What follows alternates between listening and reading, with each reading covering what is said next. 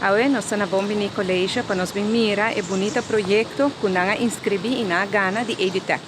Então, se aqui nós com já em ano 2019-2021 nós de junto com Futura o programa de inovação nós arriba diferentes projetos piloto de 13 digitalização e inovação de enseñanza. Em ano tá 4 escolas a haya atenção, Cacique Aterima, Cacique Macuarima, Pastor Colégio Cranwinkel e Franciscas Colégio. E depois nós decidimos cambiar e nós vamos de ano escolar 2022 ou 2023 com o projeto EduTech. Caminha que nós põe e agora a iniciativa se que escola para a escola inscrever no projeto, trazer projetos que viele, entregue e agora jurado está busca diferentes proposições e toma decisão quem é ganador. EduTech tem 400.000 florins disponíveis para a ano escolar aqui e acaba metade do projeto agora otorgar.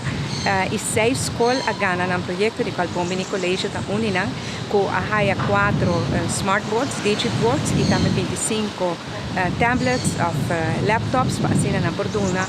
Ele está em cada classe, mas também o maestro e muito porta mais interativo.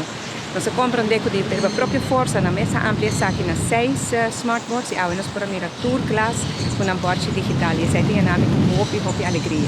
Da provar a base de projeto piloto que nós arriba acaba. Pois aqui está trazendo hope mais benefício para nós funcionar. Nós funcionamos hope mais ativo em classe, para participar mais e para docente também isso aqui ajuda na hope. Agora, com nosso próprio ovo, nós podemos mirar isso aí, nós invitamos o presidente do parlamento, o Sr. Edgar Vrolijk, e também um dos iniciadores do projeto aqui, de prometer que ele vira presidente do parlamento e junto nós lutamos hope duro para lograr tudo isso aqui. E me dá hope contento de aqui, para bem na cabeçante, na inteira staff, tudo docente, especialmente alunos, progresso que na de veterano de inovação e digitalização. Ojalá isso aqui pode contribuir também no melhor resultado com a área escolar.